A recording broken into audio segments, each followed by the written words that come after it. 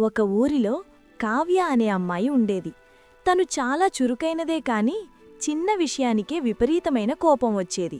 ఎవరైనా తనని ఒక్క మాటంటే చాలు, తను తిరిగి 10 మాటలనేదాకా శాంతించేది కాదు. ఒకరోజు తన స్నేహితులతో గొడవపడి కళ్లమ్మట నీళ్లతో ఇంటికి వచ్చి అరుగుమీద ఉన్న తాతయ్య పక్కన కూర్చుంది. తాతయ్య ఆమె వైపు చూసి నవ్వి, ఏమ్మా కావ్య, యుద్ధం గెలిచొచ్చావా లేక ఓడిపోయొచ్చావా అని అడిగారు. కావ్య పోపంగా, తాతయ్య, వాళ్ళు నన్ను అన్ని మాటలంటుంటే నేను మౌనంగా ఎలా ఉంటాను? మౌనంగా ఉంటే నేను భయపడ్డానని అనుకోరా అని ఎదురు ప్రశ్నించింది. తాతయ్య ఆమెను దగ్గరకు తీసుకుని ఇలా చెప్పారు. కావ్య, మౌనమనేది బలహీనత కాదు, అది అత్యంత శక్తివంతమైన ఆయుధం. నీకు అర్థమయ్యేలా ఒక ఉదాహరణ చెబుతాను విను.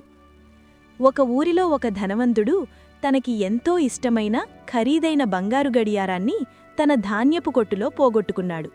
ఆ కొట్టు చాలా పెద్దది, లోపల చీకటిగా వేల కొద్దీ ధాన్యం బస్తాలతో నిండి ఉంది. అతను ఊరిలోని పిల్లలందర్నీ పిలిచి, ఎవరు నా గడియారాన్ని వెతికి పెడతారో వారికి గొప్ప బహుమతి ఇస్తాను అని ప్రకటించాడు. పిల్లలందరూ ఉత్సాహంగా లోపలికి వెళ్లారు. గంటల తరబడి వెతికారు, బస్తాలను అటూ ఇటూ పడేశారు, ఒకరినొకరు అరుచుకుంటూ గందరగోళం చేశారు. ఎంత వెతికినా గడియారం దొరకలేదు. అందరూ అలసిపోయి చీకట్లో అది దొరకదు అని బయటకు వచ్చేశారు. కాని ఒక చిన్న పిల్లాడు మాత్రం, తాతయ్య, నాకు ఒక్క 5 నిమిషాలు సమయం ఇవ్వండి, నేనొక్కడ్నే లోపలికి వెళతాను అని అడిగాడు. ఆశ్చర్యపోయిన ధనవంతుడు సరే అన్నాడు. ఆ పిల్లాడు లోపలికి వెళ్ళి సరిగ్గా 5 నిమిషాల్లో గడియారంతో బయటకు వచ్చాడు. అందరూ ఆశ్చర్యపోయారు.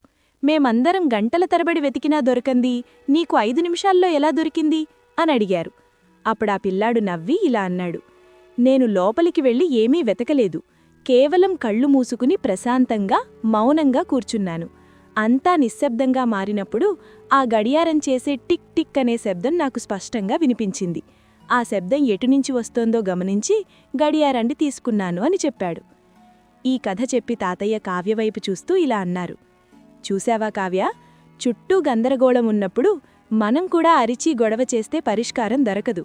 నీ మనసు ప్రశాంతంగా ఉన్నప్పుడే నీకు లోకంలోని నిజాలు కనిపిస్తాయి. ఎదుటివాడు కోపంలో ఉన్నప్పుడు నువ్వు మౌనంగా ఉంటే ఆ కోపమనే మంటకు నువ్వు ఇంధనమివ్వడం లేదని అర్థం. కొద్దిసేపటికి ఆ మంట దానంతటా అదే చల్లారుతుంది. మౌనంగా ఉండటమంటే మాటలు రాక కాదు, అనవసరమైన మాటల వల్ల శక్తిని వృధా చెయ్యకూడదు అని తెలుసుకోవడం. గొప్ప గొప్ప విజేతలంతా మౌనంగా ఉండి తమ లక్ష్యం మీద దృష్టి పెడతారో గెలిచిన తర్వాత వాళ్ల విజయం మాట్లాడుతుంది. అందుకే కావ్య, గెలవాల్సింది మాటలతో కాదు, నీ వ్యక్తిత్వంతో. తాతయ్య మాటలు విన్న కావ్యకు మౌనం వెనక ఉన్న తర్కం అర్థమైంది. అప్పట్నుండి అనవసరమైన వాదనలకు దూరంగా ఉంటూ తన పనుల మీద దృష్టి పెట్టడం నేర్చుకుంది.